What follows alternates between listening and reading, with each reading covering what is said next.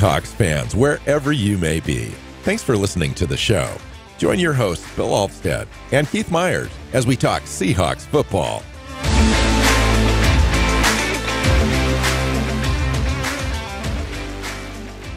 Hey, Seahawks fans. Welcome back to another episode of the Seahawks Playbook podcast. I'm your host, Bill Alvstad, sitting down with co-host Keith Myers, here to talk Seahawks football. We're going to talk about the offense today primarily. We're going to get into a few other things, but we're going to take a deeper look at what's going on with the offense, Geno Smith, some of the individual players, as well as Shane Waldron, and some of the red zone struggles, some of the third down conversion struggles that we've been seeing, and see if we can identify a way forward and get this thing fixed and righted, even though our schedule coming up is somewhat daunting as we take a look at that as well. How you doing? Doing good. Yeah, this is an interesting thing happened earlier today as the Seahawks make a move to fill the roster spot created with Uchenna Nwasu's injury and his heading to IR, and it's not what you and I expected. We expected them to call up one of the two guys off the practice squad, the young guys they like that they've kept around, and instead they went and found an old face from back from a few years ago. Frank Clark coming back to the team. He had a stint with the Kansas City Chiefs, won a ring, had some impact in the playoffs as a pass rusher. In the offseason, he transitioned over to the Denver Broncos, where he only played a handful of snaps for them. And things just didn't work out for whatever reason, and they released him a few weeks back. And so he was sitting out there and available. Really, it's kind of a low cost, low risk proposition for the Seahawks, paying Frank Clark a little over the minimum to come in for the rest of the season, potentially, and kind of be around a younger roster and possibly get on the field and have a few impact plays. I think Seattle's probably hoping that if he's in a playoff race, his level of play is going to come up a little bit, and he's going to have an impact on some of those bigger games and impact moments in games where it really matters. That's the ceiling upside. I'm being optimistic with that. There's also the downside. He hasn't played well for a couple of seasons, save a couple of playoff appearances. What do you think, Keith? I don't know. I'm not real excited about them, if I'm being completely honest. I watched him play last year, and it wasn't pretty. And I'm not sure what the team is ever going to get out of him, given at this point in his career, because he just didn't look good. He wasn't the explosive player he was when he left Seattle. He looked slow. He looked lackluster, and I don't know. And the idea that he's going to come in and be an impact player for Seattle, I think, is really wishful thinking. That said, he doesn't have to come in and be an impact player. Boye Mafi's playing extremely well. Darrell Taylor's playing pretty damn well as well, although he makes mistakes against the run, but his pass rush grades are outstanding. And you've got Derek Hall that they're trying to bring along and get more reps for. I think Frank Clark's got to come in, and he's going to be a pass rush specialist, I think. And he's just got to be smart when they do run, when the opponents do run, when he's in there, he's just got to set an edge. Don't try and do too much. And if he does those things, I think he'll be okay. But we're talking about a guy that I think optimally gets about 20% of the snaps in this defense. Yeah, I thought it was an okay option for Seattle. There was the option of bringing up Tyreek Smith or Bell off the practice squad. That may be something that they still look at.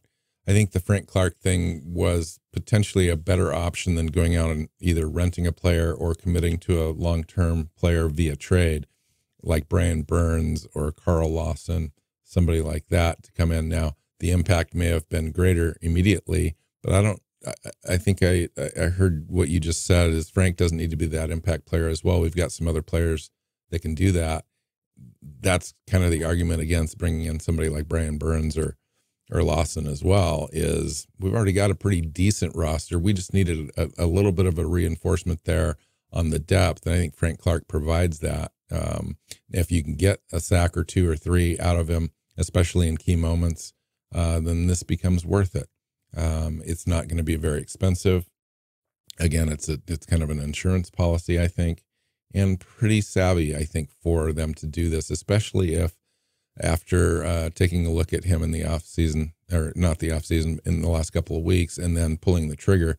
Now the team has decided that Frank can come in and have somewhat of an impact for them. Otherwise, they wouldn't have done it. And so I'm going to side with the team now at this point before seeing him. As far as, yeah, they've gone this far. They've signed him. He's on the roster. Now what? It is interesting that they signed him directly to the active roster and not to the practice squad, therefore giving him a couple of weeks to get in shape. So clearly the team thought that he was in good enough shape, or he refused to take the practice squad job. He did pass the physical, so they did work him out. Well, true, but that doesn't mean that he's ready to play games. I agree. That just means he's healthy, but he may have refused, taking the practice squad gig. And so that was the only way to get him. But it is interesting because, like Jason Peters is still in the practice squad, right? And Frank Clark's not. He's actually on the active roster. So interesting move. We don't really know why they did it that way, but there clearly is something that we don't know one way or the other. And okay. Well, I do know that he was actively being pursued by more than a handful of teams, like 4 or 5 teams out there wanting him, and he definitely wanted to come back to the team that drafted him, and Pete Carroll, and I don't blame him for that, and I don't blame the team for doing whatever it needed to do to get a guy that they wanted. We'll see how it works. I think it's going to be fine. It's not it wasn't going to be a huge situation for Seattle going forward. I mean, obviously, losing Nwasu is going to be a big deal, but I thought that they had the roster there and the depth to kind of manage that a little bit. I feel a little better today than I did yesterday, just because I think Frank Clark's a proven guy. They know him in this defense, as well as Jaron Reed being on the roster, one of his best friends, I think is a key to this thing working, hopefully. So, yeah, all right. I mean, we'll see. It's they lost a big piece, and they needed to replace that. And they got a guy with a big name. We'll see if they got a guy who can actually contribute. That remains to be seen. But welcome back, Frank Clark. The Seahawks are 4-2, division rival, lost 2 in a row now. The 49ers are now 5-2. We're only a half game back. The difference being the Seahawks have had the bye. 49ers have that in a week or two. And the offense hasn't been firing on all cylinders. I think we had talked about the expectations of it possibly being a top 5 offense very early in the season, the first 3 games. Seattle had an average of 29 points per game, 4th best scoring offense in the league the first 3 games. Now we are ranked 11th overall on offense, 24 points per game. We're ranked 12th on defense, 19.7 points allowed per game. That's after giving up some points early in the season. And so the defense is improving, the offense is not. And so we're kind of trying to look and see what the differences are here. Now, if you go look at Geno Smith, for an example, just pick on one player, the main player right off the bat, you take a look at individual statistics, and it points to a guy that's doing a pretty decent job. Not top 10 level, but not top 20 either. It's about, the 12th, 13th, as far as advanced stat rankings, EPAs, et cetera, that he's got, and completion percentage, quarterback ranking, yards per play, all those sorts of things. He's doing a pretty decent job, but he's breaking down. Those things are breaking down on third and longs as well as red zone stuff. We've just been really poor at that. And I kind of want to get your take on what you see overall as far as why the offense seems to be sputtering a little bit and holding us back from really kind of blowing teams out. Well, okay, so this is a complex question because there's a lot of different things going on, a lot of things at play. Some of it is when you start looking through the usage of certain players, they're playing fewer tight ends in the last couple of weeks. They're kind of expecting Charles Cross to hold up on his own. And as a starting left tackle, you'd expect that more. But they're still struggling on the other side. We're not seeing a lot out of Will Disley. Not that he's not getting snaps, but he's just, not as involved in the game plans as we're used to seeing. And I don't know. It's an interesting situation as far as some of the player usage goes, but the offensive line has broken down in different ways. The tight end usage has been weird, and the wide receiver situation has not helped. Them losing Metcalf and Metcalf's brain not being fully on board at other times hasn't helped either. But overall, there's just a lot to go around into a lot of different places on why things are breaking down.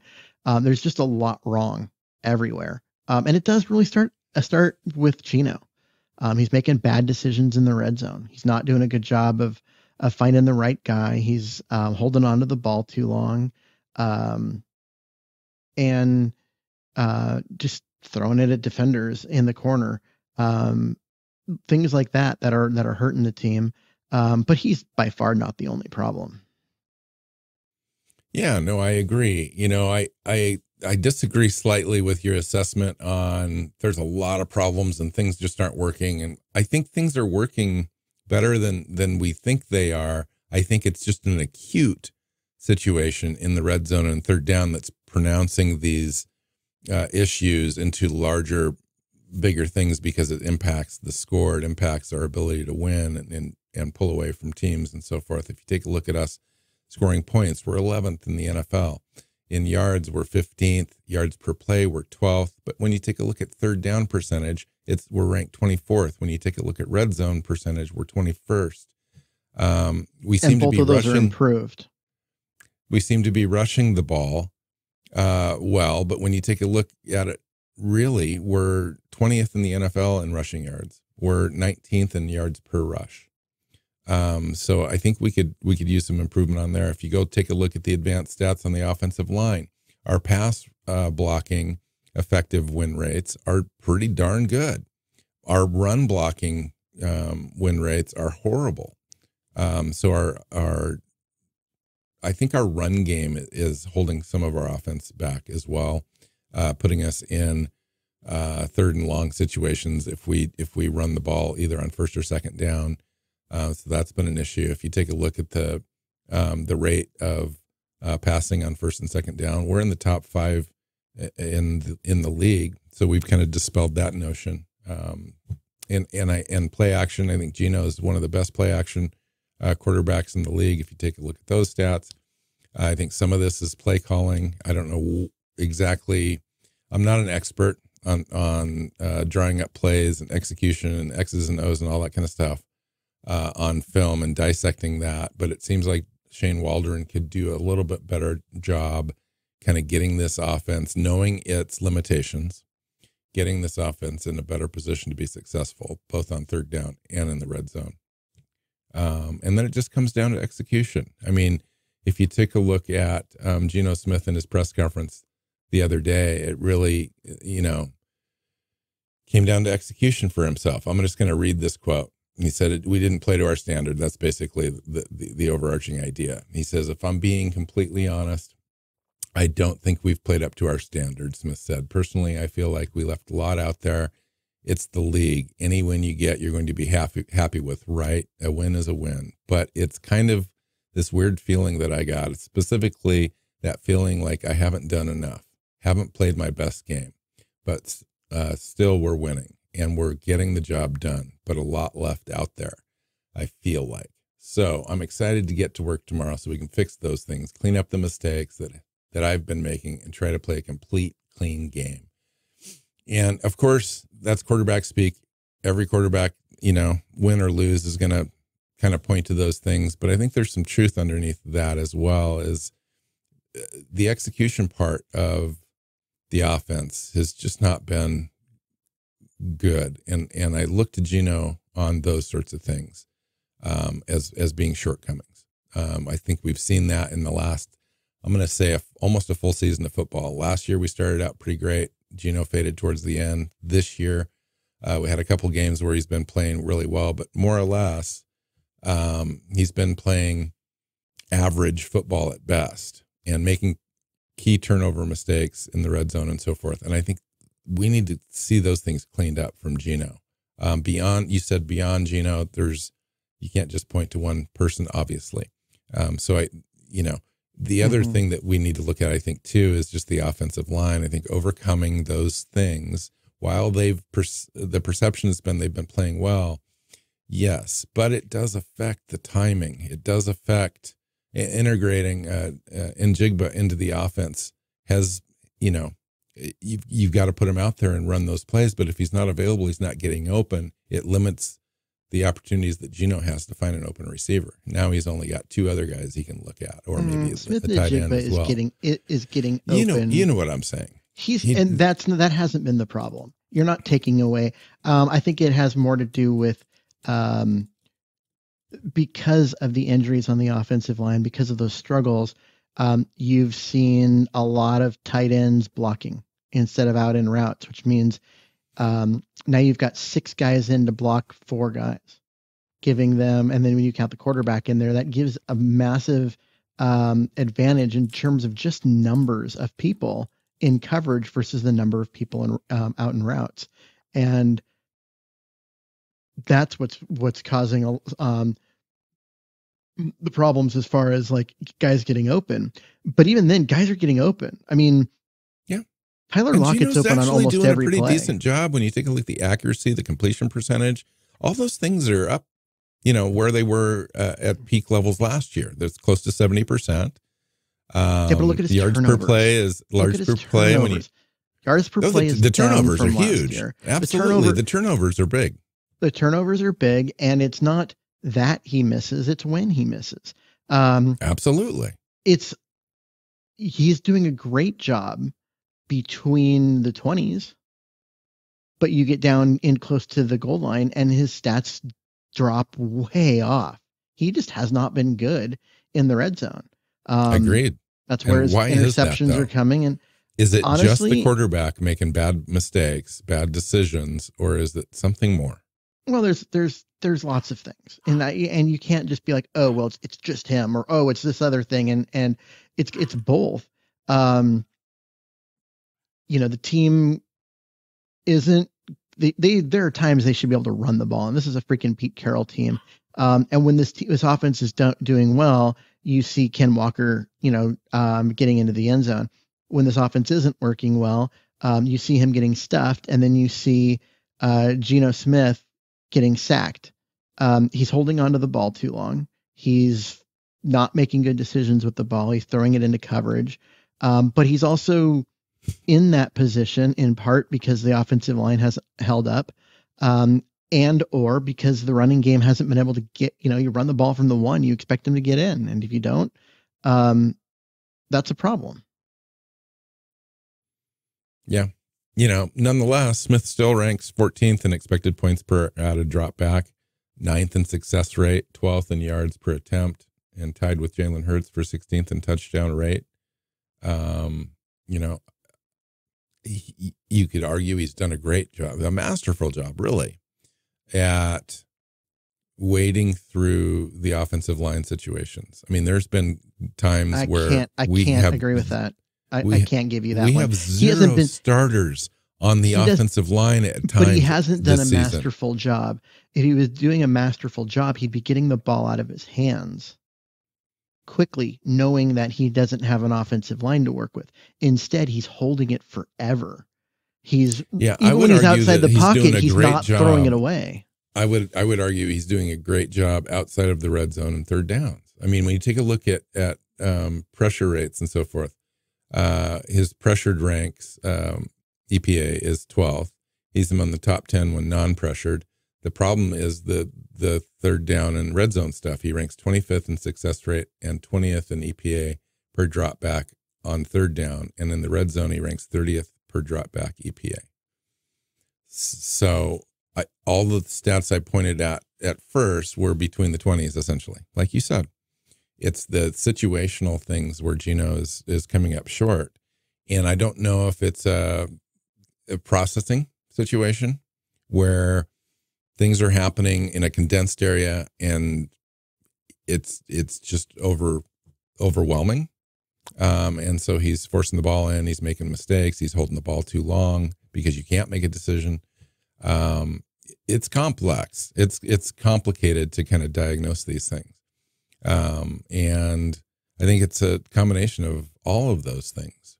In addition to having Shane Waldron kind of not scheme things to help out in those situations. So I think Geno's maybe being asked to do too much, things that he's just not able to do. And I think Shane is going to have to figure out a way to kind of scheme things to help him. I mean, yeah, he's supposed to be your franchise quarterback. You shouldn't have to scheme completions for a franchise quarterback. You should be able to just run your offense. That, Keith, I understand that. Okay, but maybe he's not a franchise quarterback, but he's still a pretty decent quarterback. Let's help him out a little bit. Let's just don't say, hey, dude, you're supposed to be a franchise quarterback. We're going to throw the whole playbook at you, and you're just going to have to figure it out. Well, he's had 6 games now to try to figure it out, and they've had some shortcomings. So let's identify those. Let's work with him. Let's figure out how we can help him. I mean, that would be the smart thing to do, right? Yeah. The 5 turnovers the last 3 weeks has been,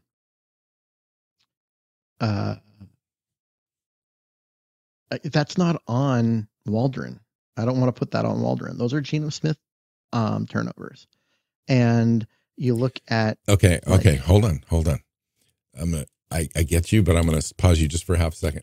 Even Pete Carroll has come out in his press conference and said he's keyed in on a couple of turnovers and said that we didn't have the right wide receiver routes run, or Bobo should have moved into this direction. He did not, and Geno threw it and it just happened. Or the DK Metcalf thing where Pete Carroll came out and admitted that was the wrong route that DK came up short on, and it didn't help Geno out on that. So that's Pete Carroll. Yes, I agree. Guy. Yeah, but you go look at the tape and it's true. On the DK Metcalf one, sure, Metcalf went out, the ball went in, and it was intercepted. But the two on the in the corners, like at the goal line, up against the sideline, those are Geno throwing passes into double coverage. Agreed. Two guys there was a bad one there. I agree with you on those. Both of those two that were goal line picks were terrible decisions. That's not on anybody but Geno. Agreed on those. Yes. And those are taking points off the board. I mean, those are the reason why they lost against Cincinnati and why Arizona wasn't a blowout. Those are the plays. And that's why I'm okay. What I'm saying things is that Waldron can do, but Waldron isn't the problem here. Geno's not playing well when it matters. And so one of our jobs on this, not our jobs, but one of the things that we're trying to do on this show is A, we've identified problems, but B, what can we do to kind of fix it? Well, the first thing that this team can do is make better decisions on which tight ends are playing. Which tight end on this team do you think has the most snaps? I would say it's got to be Disley, just based on the fact that he's been blocking and running out in routes, and Noah Fant probably second. Nope, you got exactly the opposite order. Cody Parkinson has 209 snaps, the most out of any tight end. Noah Fant has 198. Will Disley has 149. Now, granted, he missed a game. And if you look at the percentages across that, he would be just under Noah Fant at about 195. If the percentages, like the average percent across those games came, basically it's that week 3. If you take week 3 out, and because that's when Disley didn't play, he would be just under Noah Fant, who is a good 10, 11 snaps behind Colby Parkinson. Like, so are they? Doesn't that feel Waldron backwards? is Waldron by doing that trying to take advantage of some mismatches with Parkinson's height? Obviously, Waldron because doesn't make he's that not in there call. to block. Waldron doesn't make that call. That call is made by the position coach, unless you're calling a specific package to go in for a specific player, like a specific personnel package. You're as a coordinator, you're calling in 13 personnel, or you're calling in 12 personnel, and it's up to the position coaches, the guys down on the field, as to which guys those are. Okay, but they spend all week together in meetings, the position coaches and the offensive coordinator. I would think that the offensive coordinators in his job title, would have an effect on what packages and planning and dictating which players see the field. I'm sure he's got a say, but it's the implementation is up to the position coach. And I'm just my saying question that, to you is, what is there a strategic reason for Parkinson having that many snaps over a guy like Disley, which, very, very good tight end? Why in any game, why is Parkinson having more snaps than Disley? They're paying Disley to come in and be a top tight end. Yeah, they wouldn't do it unless there was some advantage, a strategic advantage, either a position matchup or a certain package that they're running to keep Disley off the field and have Parkinson in there. Now, unless in practices and all that stuff, Parkinson's just taken a major leap this year. Haven't seen it on the field. I mean, he's made a couple of impact plays, but I haven't seen a huge leap in ability year over year.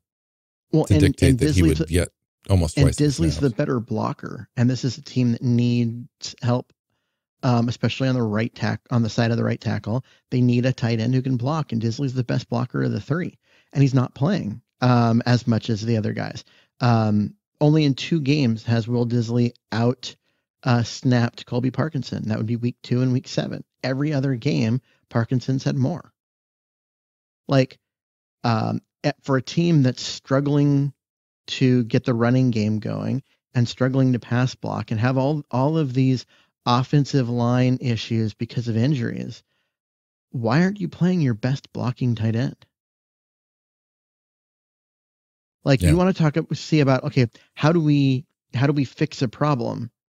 Honestly, I think there's one of the first things you can do.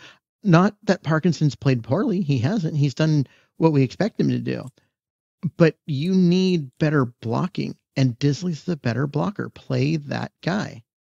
I think that would be a big difference. Yeah, I think that down the stretch of games, if you take a look at the blocking, pass block win rates and so forth from ESPN, show that the Seahawks are a pretty decent pass blocking team, top 10. And they're number 25 in run blocking success rate. See, I don't know if weird. It's weird. That doesn't feel right, because how many times are we watching Geno? I mean, I guess you're saying the pass block win rate has to do with being able to keep your quarterback clean for a certain amount of time. Yeah, it was. And Geno's holding on the ball for so stat. freaking long that he's that they're letting guys through, and they're not attributing that to an offensive line loss. But Geno's running around a lot under pressure a lot. Now, a lot of that has to do with him holding onto the ball too long. He's just got to get the ball out of his hand faster. Well, I think later in games in second halves, teams are starting to work, get through. And I think we've seen that a few different times where teams have been able to sack Geno in the third and fourth quarter when it matters. And he's been fairly clean up until, that point in games. Yeah, I saw those stats from Ben Baldwin this morning, actually. He put up a couple of different spreadsheets and they were on there.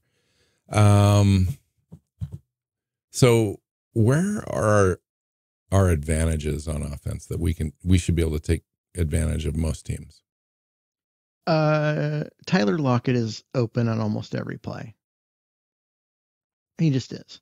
And at some point you have to find ways to get him the ball, because if he's open, he was the third most targeted wide receiver in last game. The two rookies had more targets. Yeah. And he's open on almost every play. He's just been good. And so, as a team, like, get the ball to your better players. They need to construct some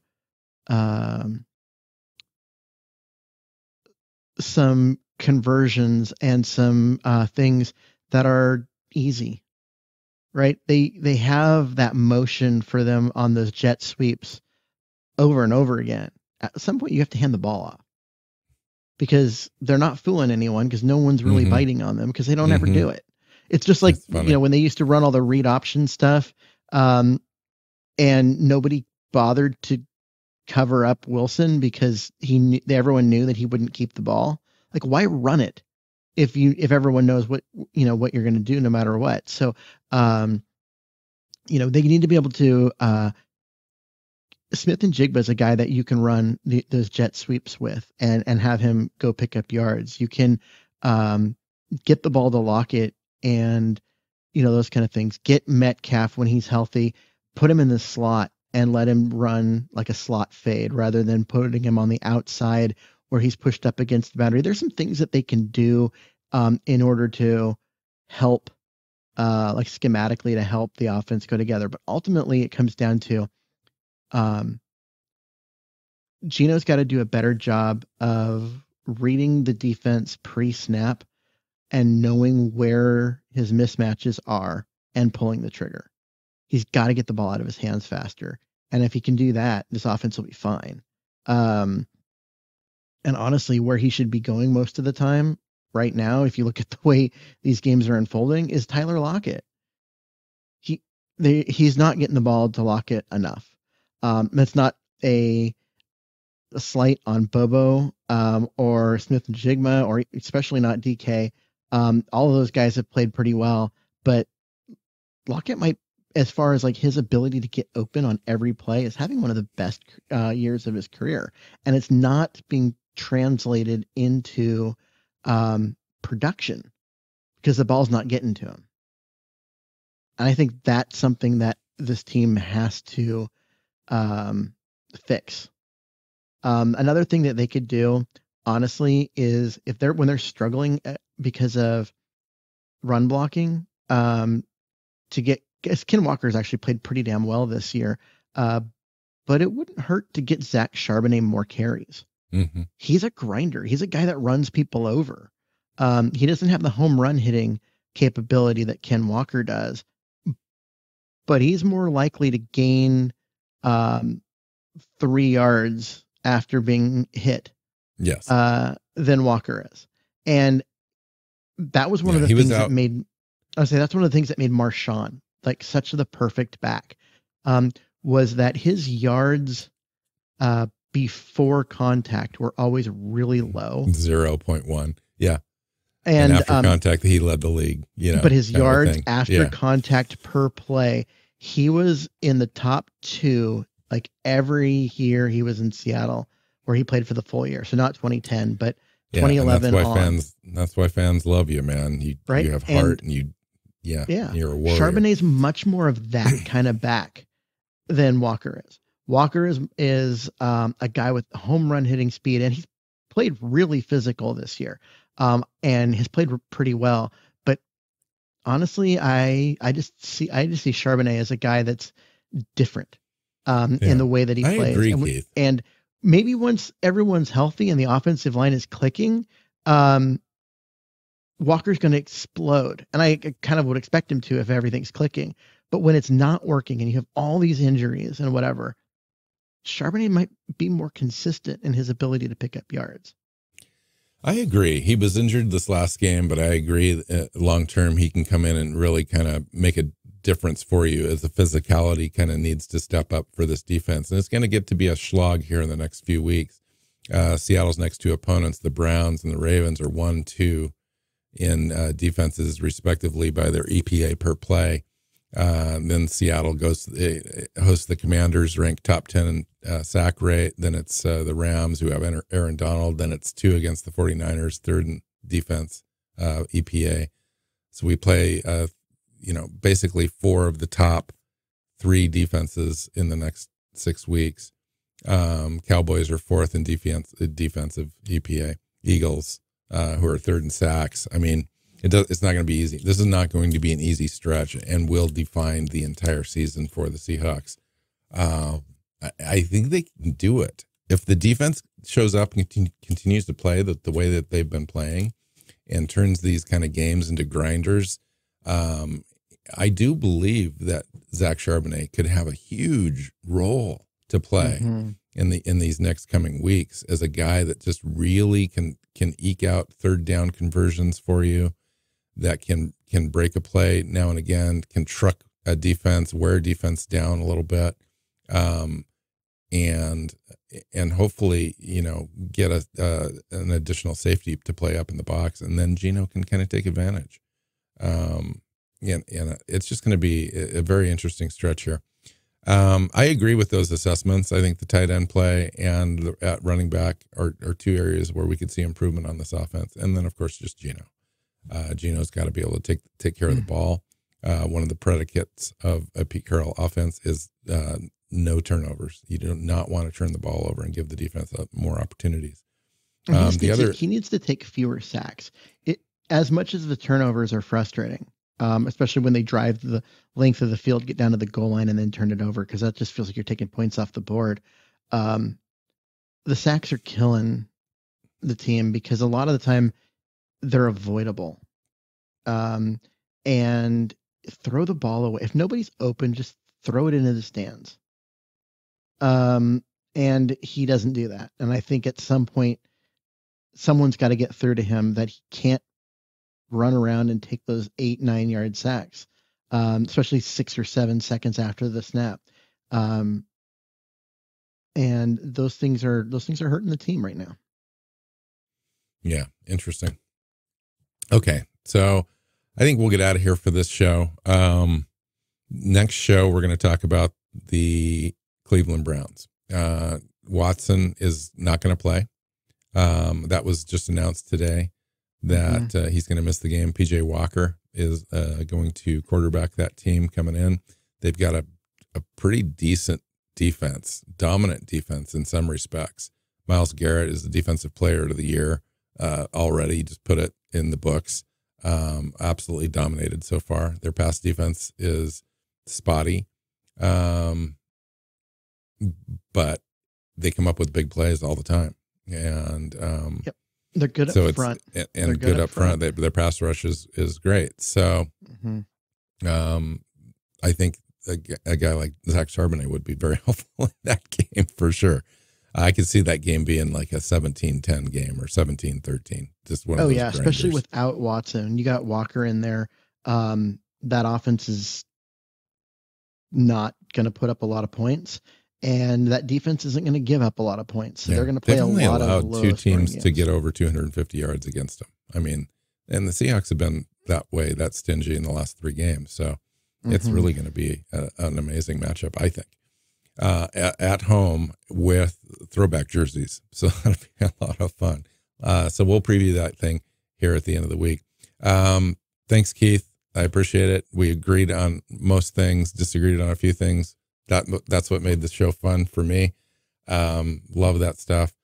If you want to find Keith on social media, it's tough going these days because he's likes to hide out now and enjoys the calm in his mind more than the Twitter fights that are available out there. But if you want to get a hold of him, find him on Twitter at Myers NFL. You can find me at NWC Hawk. You can find the show on your favorite podcast platform. When you find it, hit that subscribe button. We've got our own YouTube channel at Seahawks Playbook Podcast, and hit that subscribe button as well. Get us into your feed every time we release a show. That way you don't miss any. So until next time, go Hawks. Go Hawks. Seahawks Playbook Podcast listeners, thanks for joining us for another edition of the show. You can find us on Twitter.